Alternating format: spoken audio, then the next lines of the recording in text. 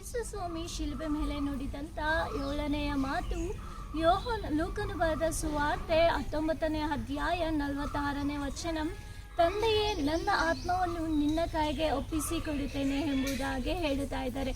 ಯೇಸು ಸ್ವಾಮಿ ಈ ಮಾತನ್ನು ಹೇಳಿ ಆತನು ಪ್ರಾಣವನ್ನು ಬಿಡುವುದನ್ನು ನಾವು ನೋಡಿಕೊಳ್ಳಬಹುದು. ಕೊನೆಯದಾಗಿ ಯೇಸು ಸ್ವಾಮಿ ಶಿಲುಬೆ ಮೇಲೆ ಎಲ್ಲವನ್ನು ಮಾಡಿ ಮುಗಿಸಿ ಆತನು ತನ್ನ ಪ್ರಾಣವನ್ನು ಆತ್ಮವನ್ನು ಯೇಸು ಸ್ವಾಮಿ ತಂದೆಯಾದಂಥ ದೇವರಿಗೆ ಒಪ್ಪಿಸಿ ಕೊಡುತ್ತಾ ಇದ್ದಾನೆ. ಹೌದು, ಈ ದಿನದಲ್ಲಿ ನಾವು ಪ್ರತಿಯೊಂದು ಮಾತನ್ನು ಕೂಡ ನಾವು ಧ್ಯಾನಿಸಿಕೊಂಡು ಬರ್ತಾ ಇದ್ದೇವೆ. ಯೇಸು ಸ್ವಾಮಿ ಶಿಲುಬೆ ಮೇಲೆ ಒಂದೊಂದು ವಿಷಯದಲ್ಲೂ ಕೂಡ ನಮಗೆ ಮಾದರಿಯನ್ನು ತೋರಿಸಿಕೊಟ್ಟು ಹೋಗಿದ್ದಾನೆ. ಕೊನೆಯದಾಗಿ ಇವತ್ತು ನಮ್ಮ ಆತ್ಮವನ್ನು ಕೂಡ ಯೇಸು ಸ್ವಾಮಿಗೆ ಒಪ್ಪಿಸಿ ಕೊಡಬೇಕು.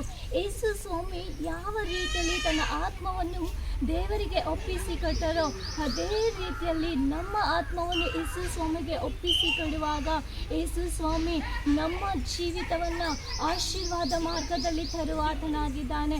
ಆತನು ನಮ್ಮನ್ನು ರಕ್ಷಣೆಯ ಮಾರ್ಗದಲ್ಲಿ ತರುವಾತನಾಗಿದ್ದಾನೆ. ಇವತ್ತು ನಮ್ಮ ಆತ್ಮವನ್ನು ಯೇಸು ಸ್ವಾಮಿಗೆ ಒಪ್ಪಿಸಿ ಕೊಡೋಣ. ಇವತ್ತು ಇನ್ನೂ ಯಾರ್ಯಾರು ನಿಮ್ಮ ಜೀವಿತವನ್ನು ಯೇಸು ಸ್ವಾಮಿಗೆ ಒಪ್ಪಿಸಿ ಕೊಡದೆ ಇವತ್ತು ಜೀವಿಸುತ್ತಾ ಇದ್ದೀರೋ, ನೀವು ಪ್ರತಿಯೊಬ್ಬರು ಕೂಡ ಈ ಕ್ಷಣದಲ್ಲಿ ನೀವು ಕೂಡ ಯೇಸು ಸ್ವಾಮಿಗೆ ನಿಮ್ಮನ್ನು ಒಪ್ಪಿಸಿ ಕೊಡಿರಿ. ದೇವರು ನಿಮ್ಮನ್ನು ಕೈ ಹಿಡಿದು ನಡೆಸುವಾತನಾಗಿದ್ದಾನೆ. ಈ 7 ಮಾತಿನಲ್ಲೂ ಕೂಡ ನಾವು ಒಂದೊಂದು ಅರ್ಥವನ್ನು ತಿಳಿದುಕೊಂಡಿದ್ದೇವೆ.